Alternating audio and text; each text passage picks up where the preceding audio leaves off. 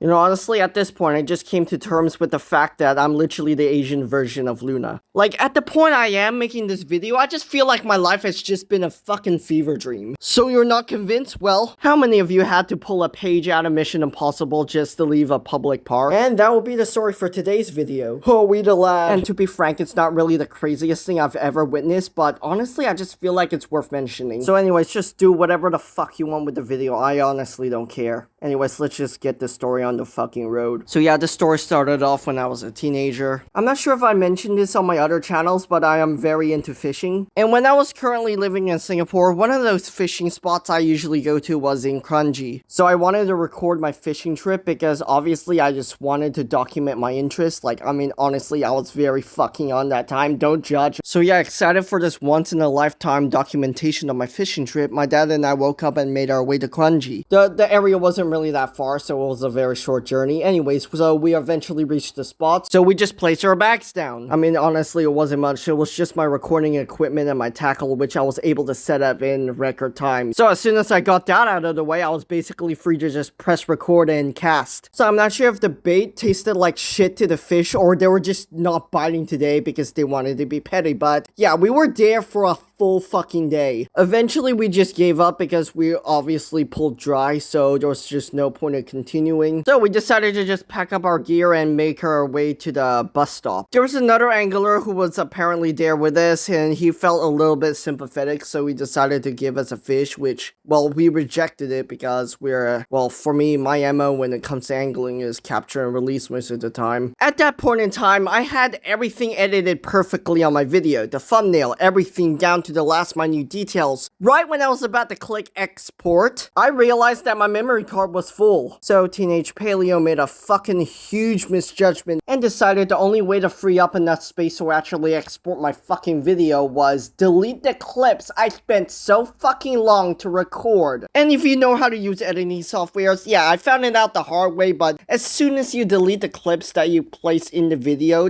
becomes corrupted and you can't export it. So upon finding out this mechanic, my teenage soul was immediately crushed. I spent so long making that video only to have it go down the drain. Luckily, I didn't delete everything, like there was still a bit of media left, but it wasn't enough to really salvage the video, so I had to scrap it. So not only was I disappointed that I didn't have a video to upload, the fact that I didn't have the video to upload on a schedule where I had to upload every fucking day, yeah, it gave me anxiety. So eventually I managed to free up enough space, and on the way to the bus stop, I actually made this super emotional apology video. Yeah, I'm pretty sure all of you older viewers that are watching this video still probably remember the video. I mean, honestly, I still feel extremely disappointed I didn't really get the video I wanted out, and I had to make it up to you guys. Obviously, now I'm more okay because I don't do everyday uploads anymore. I mean, honestly, even now, like looking back, it sucked. I mean, the amount of work I put into just down the drain, like I'll never forgive myself for what happened that day. And again, to my older viewers, yeah, you've seen the video, you heard the pain in my voice. I was just so out of it, like days fucking ruined. So while I was beating myself up, my dad decided why not just take a shortcut. So he took me to Sungai Buloh Wetland Reserve. And that's where the story pretty much picked up because I had no idea how long we actually spent in that fishing spot. So I made my way to the main gate of Sungai Buloh Wetland Reserve as listlessly and as apathetically as possible. Yeah,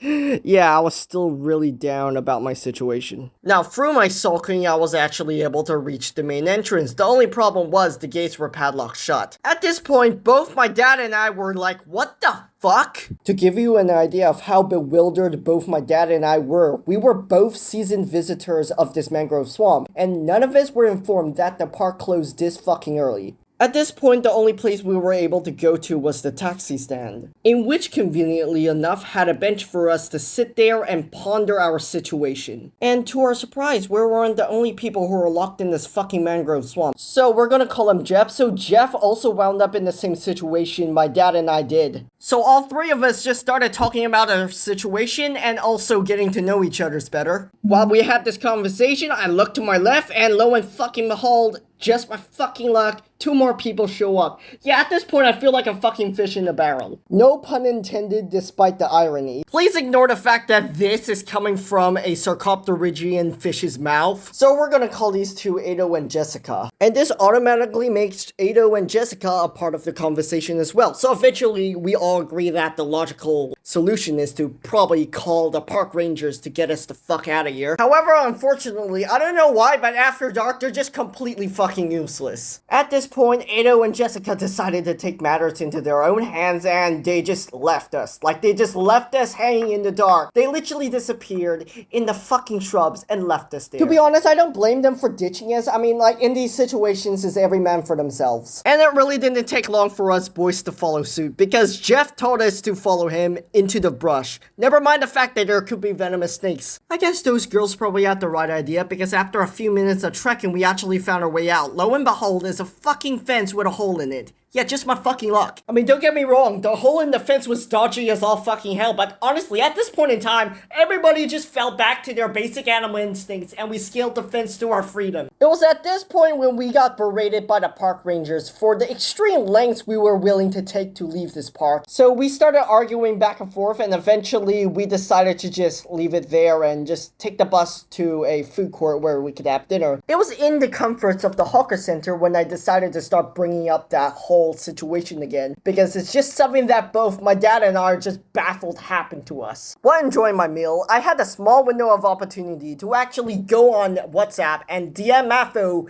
telling him about the whole situation I just wound up in. His reply was pretty straightforward. He was as baffled as we were. He said, and I'll do it word for word, "How the fuck do you wind up locked in a public park?" I don't really have a straight answer for it. Like, honestly, like, his guess is just as good as mine. So, logically, I had to relay what Matho said to my dad. Well, this ignited a conversation once more, and I decided to do a bit of digging because I was curious. It turns out that a month prior to the incident we had, a group of poachers decided to break into Songhai Bulo, and, well, they cut the hole in the fence. Never in my wildest fucking dreams will I be thanking shellfish poachers for unintentionally creating an exit in which we would use to get out of a sticky situation. At this point, my dad and I just stared at each other like, what the fuck just happened today? Because really, like, this entire day has just been a script to a fucking B-movie. As soon as we finished eating, we decided to just get on the bus home, and basically, for the whole journey, we were just processing on what just happened. So anyways, that's the end of the story. Moral of the story for me, don't delete any clips that are essential for your YouTube video. For my dad, the moral of the story is just take the long way around. And especially don't go into any dodgy shortcuts. And for the park rangers, I feel like the moral of the story should be pretty obvious. Next time you close a park like this, make sure you patrol the entire mangrove swamp to make sure nobody is straggling so you won't lock them in. I think it's pretty much common sense at this point. Anyways, thanks so much for watching. Hopefully you guys enjoyed the story a lot more than I actually did reliving it. Like, all I wanted was to go angling. Is that too much to ask? Anyways, all jokes aside, hopefully you guys found this video funny. I gotta go. Thanks so much for watching, guys. Hooroo!